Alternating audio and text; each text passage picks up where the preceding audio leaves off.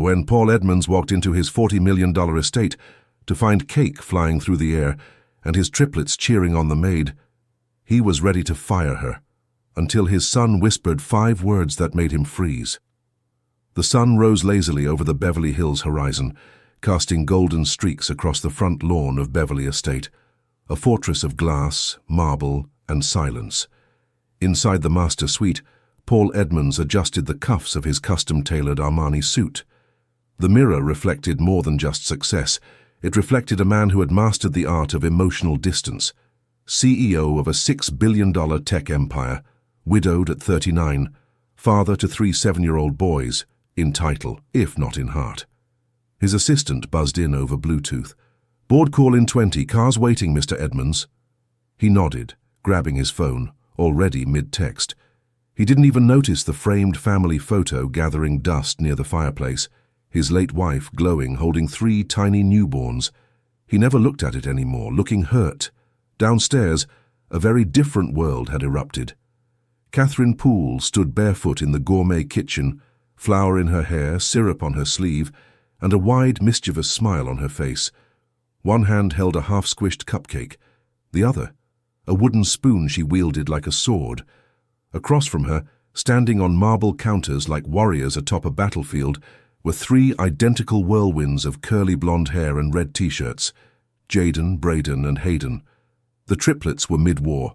One had spaghetti hanging from his ear, another was jewel-wielding pancakes, and the third was about to launch a meatball with a spoon like a slingshot. "You better run, Miss Catherine," Jaden yelled, laughter shaking his voice. "You better duck," Catherine shouted back, dodging a flying cherry tart and retaliating with a slice of banana bread. Food flew, laughter echoed. For the first time in years, the kitchen, once a mausoleum of rules and silence, was alive. Upstairs, Paul stepped into the hallway. He paused. Laughter. He hadn't heard that sound in this house since before Clarissa died. Frowning, he made his way down the stairs, heels clicking sharply on marble. He turned the corner and froze. Cake sailed through the air like a rocket, hitting the wall beside him with a wet splack. His sons were howling with joy, and the maid, Catherine her name was, stood in the center of it all, apron stained, eyes lit up, completely oblivious to the man watching her from the doorway. For a full 2 seconds, no one noticed him. Then Hayden turned, mouth full of whipped cream, and gasped. "Daddy's home." The room went dead silent. Catherine turned, slowly. Her smile dropped. Her heart dropped with it. "Mr. Edmonds, this isn't what it looks like." But Paul wasn't listening. His jaw clenched. His voice dropped an octave. "My sons are standing on a counter. It was just a game, I swear. This is unacceptable." Jaden slid off the counter, walked up to his father. His cheeks were red, his shoes sticky with syrup. He looked up at Paul, and then turned to Catherine, then back at his father. He opened his mouth and said it. 5 small words, soft as a whisper, and sharp as a knife. "She laughs like Mom did." Paul didn't speak, couldn't speak. The words knocked the air from his lungs. For a second, Catherine thought he might explode. But instead, he just stared. At her, at the boys, at the frosting on the walls and the sunshine on their faces.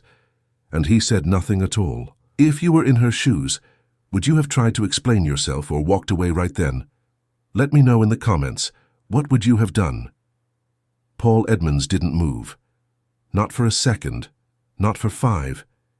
He stood there in his spotless foyer, hand still clenched around his phone, as his youngest son's words echoed in the silence. "She laughs like Mom did." The sentence floated in the air, heavier than anything in the room. Catherine held her breath. The triplets looked between her and their father like spectators waiting for the verdict. Paul blinked, then turned, wordless, and walked out the front door. Just like that. The door clicked shut behind him. Catherine sank to her knees, the adrenaline fading, guilt rising in its place. She felt like a teenager caught skipping class, not a grown woman with rent to pay. "Boys, I'm sorry." Her voice cracked. Braden, the quietest of the 3, crawled down from the counter and placed a sticky hand on her shoulder. "You made it fun again." Outside, Paul sat in the back of his town car, the engine running but unmoving. He stared at his reflection in the glass. She laughs like Mom did. That sound, that chaotic joy, he hadn't heard in this house in 3 years, not since the funeral. The hospital room was quiet except for the slow, cruel beeping of the heart monitor. Clarissa's hand, frail and trembling, had rested in his. "Promise me," she had whispered, her voice barely audible. "You'll let them laugh. Don't raise them like you." He didn't answer then, just nodded. And then the beeping stopped. Now, in the back seat, that memory crashed into him like a wave. He had buried it like everything else, like the picture on the mantel, like the toys he made the housekeeper store away. He had hired Catherine to manage them, to cook, clean, keep order, not to make them laugh like their mother did. Back inside the estate, Catherine tried to clean up the kitchen, but the boys wouldn't stop talking. "Do you think Daddy's mad?" Hayden asked. "He's always mad," Jaden replied. "He used to smile," Braden said. "When Mom was here." Catherine crouched down beside them. "Do you miss her?"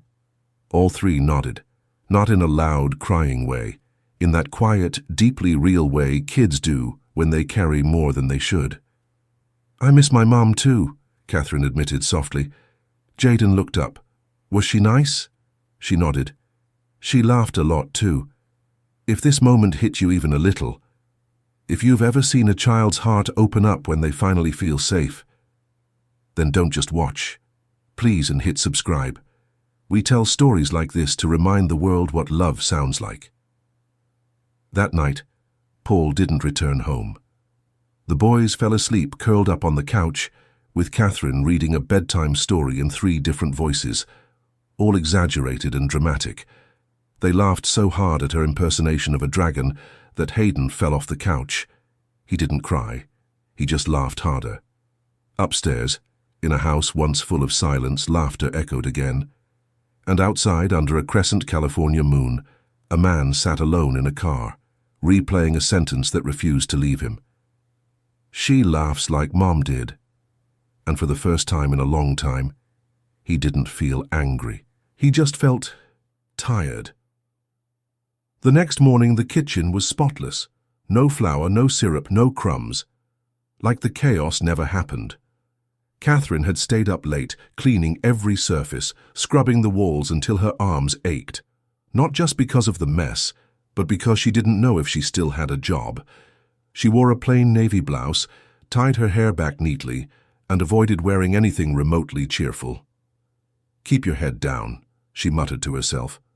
"Don't give him another reason." Paul returned just after 7 a.m., still in yesterday's suit, jaw tight, eyes darker than usual. He walked straight past Catherine, barely acknowledging her. "Sir," she said softly. He paused, just for a second, then kept walking. Later that morning, while the triplets were eating cereal in quiet protest, no pancakes, no food fight, no fun, Paul entered the kitchen, phone to his ear, barking something about shareholders and international distribution. He stopped short when he saw Catherine helping Braden tie his shoe. "Ms. Poole," he said flatly, hanging up. "A word." She stood up quickly. "Yes, Mr. Edmonds?" He gestured toward the hallway. "Now." The boys all watched them disappear into the corridor, eyes wide. In the hallway outside his private office, Paul turned to her. "You're not here to be their playmate. I understand. You're not here to replace their mother." That hit hard. She swallowed. "I wasn't trying to." He narrowed his eyes. "Then what were you doing?" She met his gaze, though her hands trembled slightly. "I was doing what no one else in this house has been doing, letting them be children." Silence. Then he turned away. "Don't let it happen again." And just like that, he walked into his office and shut the door. Catherine returned to the kitchen. She didn't say a word.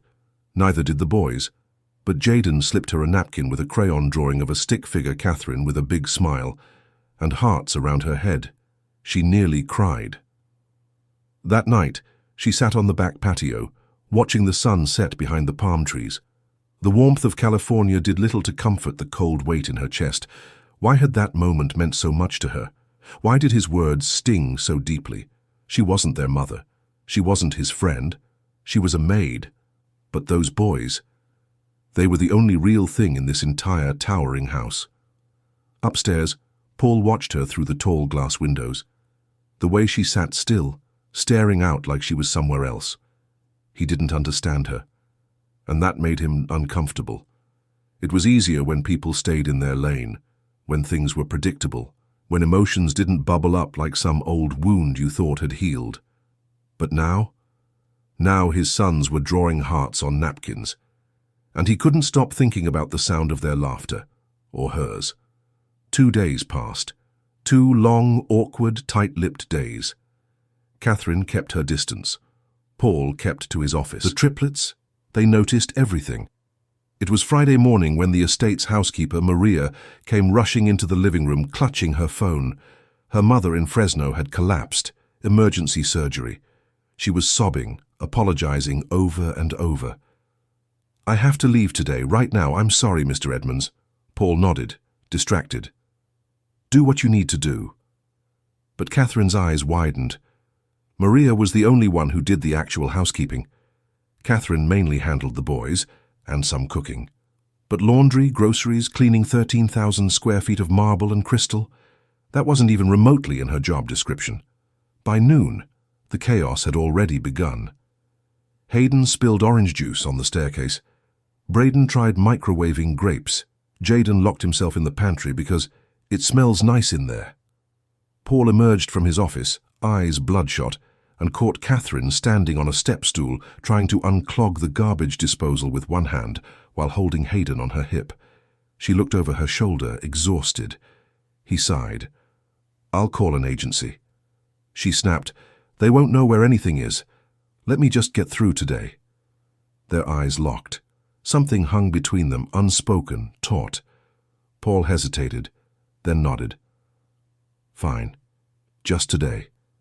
By late afternoon, Catherine was balancing dinner prep, wiping Braden's tears, he'd scraped his knee, and desperately trying to keep Jaden from duct-taping a fork to the Roomba. Paul appeared behind her. "You look tired." She didn't turn around. "Because I am." A pause. "Thank you," he added, almost under his breath. She turned slowly. Paul looked softer. Not entirely, but the sharp edges had dulled. His sleeves were rolled up, tie gone, hair a little unruly. "They adore you, you know," he said quietly. Catherine's chest tightened. "That's what I'm afraid of." Their eyes met again. This time no one looked away. That evening the triplets insisted Catherine stay for movie night, like when Mom used to. Paul tried to retreat upstairs. "Dad," Braden called, "you too." He froze. Catherine looked away. "Please?" Hayden whispered. That word. Please. It wasn't forced. It wasn't manipulative. It was a boy asking his father for something real. And so somehow they ended up sitting on the massive sectional in the media room, all 5 of them. The boys curled up between them, popcorn in hand, the opening credits of The Incredibles flickering on the screen. No business calls, no arguments, no expectations, just stillness and laughter. Catherine caught Paul smiling once, just briefly, a half smile. It was gone in a second, but she saw it, and for some reason, it made her heart ache. The next morning the boys were out in the backyard, building what could only be described as an illegal-looking tree fort. Catherine sat at the long kitchen island, flipping through the weekly grocery list while waiting for a grocery delivery. Paul walked in, still barefoot, his shirt wrinkled, a rare sight. "Morning," she said, not expecting much of a response. "Morning," he replied, voice low but not unfriendly. "Coffee?" She blinked. "You're asking me?" He shrugged. "I don't know how to work that machine." She almost smiled. Almost. Top button, then the one with the bean icon. He squinted at the fancy espresso maker like it was judging him. "I own 3 software companies," he muttered, "but I need a degree in rocket science to make a latte." She couldn't help it, she laughed. A short, sudden burst, and for the first time he laughed too. Later that afternoon, Catherine went to the garage freezer to grab popsicles for the boys and found Paul already there looking through an old dust-covered box. "Didn't know anyone else knew about this fridge," she said, grabbing the cherry-flavored ones. He held up a photo frame from the box. His wife, Clarissa, holding a baby in each arm. His voice was distant. This house used to echo with her voice. Catherine stood still. "She hated silence," he added. "Seems like the boys do too," she said gently. Paul looked down at the photo. "After she died, I didn't know what to do, so I focused on work, structure, control." He sat on a storage bench, setting the frame beside him. "They cried every night for weeks. I didn't know how to hold them without falling apart, so I hired nannies, tutors. I made sure they had the best. But not me." Catherine didn't speak. She sat across from him. "I don't think I've ever told anyone that," he admitted. "Why now?" He looked at her. "Because yesterday, for the first time in years, I didn't feel like a stranger in my own house." That night, after the boys fell asleep with sticky fingers and sugar-crashed dreams, Catherine sat alone in the garden, staring at the stars. Paul joined her. No words, just silence. But this time, it wasn't the awkward kind. It was shared. He finally asked, "And you? What's your story?" She hesitated, then slowly opened her heart. "I was raised by my grandmother in Alabama. My mom left when I was 6. I used to wait by the window for her every Sunday. She never came." Paul listened genuinely. "So I learned to stop waiting, learned to be the one people rely on, the one who stays, but sometimes that makes people forget you're human too." Silence again, but this time it wrapped around them like a blanket. "I'm sorry," he said. She looked at him, really looked. So many walls, so many regrets. "Me too," she whispered. Sunday morning arrived like a sigh. Calm, warm, and unusually quiet at the Beverly estate. No screaming, no syrup wars, no duct-taped Roombas, just birdsongers and the smell of cinnamon. Catherine was in the kitchen early, flipping pancakes from scratch, not because it was her job, but because the boys had asked. "Like Mom used to make," they said. This time Paul didn't walk in late or distracted. He came in with sleeves already rolled, holding a carton of blueberries. "Figured these might go with those," he said. She raised a brow. "You bought fruit." "Don't act so surprised," he smirked. "I am capable of grocery shopping." "No, you're not," Braden piped in from the table, face already sticky. Everyone laughed, even Paul, and that laugh, real and rough around the edges, made Catherine glance at him a little longer than she meant to. Later that afternoon, while the boys napped in a pile of blankets after a messy backyard water balloon war, Paul offered something that stunned her. "Take the afternoon off, I'll watch them." She blinked. "You sure?" "I've got 3 bodyguards, 5 cameras, and a fire extinguisher. I'll survive." She chuckled. "You won't last 10 minutes." But she left anyway. She didn't go far, just down the street to a quiet bench beneath a massive jacaranda tree. It had been a long time since she sat alone, not cleaning, not cooking, not fixing, just sitting. She was halfway through a paperback from her purse when she heard footsteps. Paul. He sat beside her. Neither said anything for a few seconds. Then, without looking at her, he said, "They love you, you know." Her throat tightened. "They're easy to love." "That's not true," he said softly. "Not when they've lost someone." She swallowed. "You're a good father, Paul. You just forgot how to be one." He looked at her. "I'm trying." And there it was. Not a flirtation. Not a move. Just a man, broken, trying, being honest, being. They sat in that quiet for a long time. Eventually, Paul pointed up at the tree. "My wife used to say jacarandas bloom when you need joy the most." Catherine smiled. "Well then, it's right on time. If you've ever seen 2 people try to rebuild from brokenness, not perfectly but honestly, then you know how rare this is. If this moment gave you even a spark of hope, don't just keep watching. hit that subscribe button. These are the stories we tell, and we tell them for you. Back at the house, the boys were awake and somehow shirtless, chasing each other with pool noodles. Catherine and Paul exchanged a glance. No words, just that shared, amused, exhausted, quiet agreement. They were in this together now. It started with a phone call. Catherine had just tucked the boys into bed after an impromptu dance party in the living room. She was laughing as she walked down the hallway, barefoot, still holding a sock one of the boys had thrown at her mid-cha-cha slide. Then her phone buzzed. She glanced at the screen and froze. Unknown caller, Alabama. She hesitated, then answered. Hello? A pause, then a voice she hadn't heard in over 15 years. Catherine. She stopped walking. Mama. In Paul's office, he sat reviewing reports, still in dress pants but barefoot, a habit he'd picked up since Catherine began, staying longer. He heard a sound. He looked out toward the hallway and saw her, standing stiff, holding her phone to her ear, eyes glassy. He stepped out, concerned. She ended the call.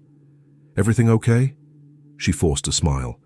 Fine, just family drama. He frowned. Your voice is shaking. She hated how he noticed everything now. She started to walk away, but he followed. Wait, he said. Talk to me. She stopped, turned around, and the words came out sharp, sharper than she meant. Why? So you can psychoanalyze me again? His jaw tensed. That's not fair. No. What's not fair is pretending this. She gestured around the house. This little fantasy is going to last. Paul's voice dropped. I never said this was a fantasy. She laughed bitterly. You're a billionaire. I'm the help. And your kids love me, which means the clock's ticking until I'm a threat. Silence. Then Paul said quietly, Is that what you think of me? She didn't answer, because deep down, part of her did, and that hurt worse than if he'd yelled. The next morning, she didn't come down for breakfast. The boys looked confused. Where's Miss Catherine? Hayden asked, rubbing his eyes. Paul told them she wasn't feeling well, but inside something felt wrong. Off. Empty. Later that afternoon, Paul walked past her room and saw her packing. His heart sank. Catherine, I need some time. Don't do this. She didn't look at him, just kept folding. He stepped forward, voice strained. You're not the help. Not to me, not to them. She finally looked up. Tears welled in her eyes. Then why does it still feel like I don't belong? That night the house was quiet again. Too quiet. The boys didn't ask for a bedtime story. Paul sat alone in the kitchen, a cold cup of coffee untouched. He stared at the spot where she used to stand, and wondered when silence had become unbearable. Again. The day stretched long and hollow. Catherine sat alone in her tiny apartment on the east side of LA. It was clean, quiet, safe, but it didn't feel like home. Not after Beverly Estate. Not after the laughter, the pancake wars, the little arms around her waist, the man who, without trying, had started making her feel seen. She sipped cold tea, staring at her phone. No messages, but also no blocks. He could call, she could text, but neither moved. At the estate, the boys were different, quieter, grumpier. Braden didn't want to eat. Jaden refused to watch their usual cartoon. Hayden kept asking when Miss Catherine was coming back, and cried when no one answered. Paul tried. He made them grilled cheese, burned one, tried to read a bedtime story, fell asleep halfway through, and when he kissed them goodnight, Hayden whispered, You're sad too, huh? Paul didn't answer, but he stayed longer in the room that night, just sitting. Later, in the dark quiet of his office, Paul opened his laptop, not for work, for memories. He opened the folder labeled Clarissa, pictures, videos, one from a Christmas morning years ago. Clarissa laughing, flower on her face, holding 2 of the triplets, while the third crawled through wrapping paper. He watched it 5 times, then closed the laptop and whispered into the silence, You were right. They need love, not rules. Then he stood, walked down the hall, and sat at the edge of the boys' bed. Braden stirred. "Daddy," Paul whispered, "what would you say if I tried to bring her back?" Braden sat up. "I'd say don't just try. Go." Meanwhile, across the city, Catherine was cleaning up a small spill on her counter when there was a knock on her door. She froze, heart racing. She opened it slowly. Paul stood there. No suit, no bodyguards, just jeans, a sweatshirt, and tired, vulnerable eyes. "I didn't come to fix anything," he said. "I came to ask." "Ask what?" "To come back, not as the maid, as someone who changed everything." Tears blurred her vision. He stepped closer. "My boys need you, but I do too, and that scares me more than anything." Silence. Then she whispered, "Then let's be scared together." The next morning at Beverly Estate, the triplets were unusually quiet.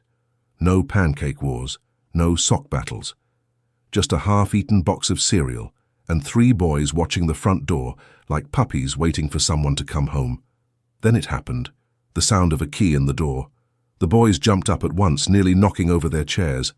Catherine stepped in slowly, wearing jeans and a soft pink cardigan. Her hair was pulled back in a way they hadn't seen before, and behind her, Paul, not pushing, just walking alongside her. Jaden gasped. "Miss Catherine!" Braden leapt into her arms. Hayden cried before he could say anything. Catherine dropped to her knees and held them all. "I missed you too," she whispered, kissing their foreheads. Paul stood nearby, arms crossed, smiling to himself. It was the first time he'd smiled like that since Clarissa died. Later that afternoon, Catherine was back in the kitchen, but it was different now. She wasn't wearing an apron, she wasn't working, she was living. The boys were making their famous peanut butter chocolate syrup super shakes, and Paul was laughing because one of them accidentally blended the spoon. It clanged inside the blender, and frosting exploded. All over Paul's shirt. Everyone froze. Then Catherine burst out laughing, really laughing. The boys joined. Paul looked down at his shirt and muttered, "Of course," then smiled. And just like that, it happened again. Cake flew through the air, this time from Catherine's hand, right into Paul's chest. The triplets screamed with joy. When Paul Edmonds walked into his $40 million estate to find cake flying through the air and his triplets cheering on the maid, he was ready to fire her. But now, as frosting dripped down his collar and he watched his boys laugh harder than they had in years, he was ready to love her. That night, after the boys were asleep, Paul and Catherine sat on the back patio, the same spot where they'd once stared at the stars in silence. Now they spoke in whispers, in smiles, in something that wasn't quite love yet, but was undeniably on the way. Paul reached for her hand, held it gently. "I don't know what we are," he said. Catherine leaned her head against his shoulder. "Let's not name it yet. Let's just not run from it this time."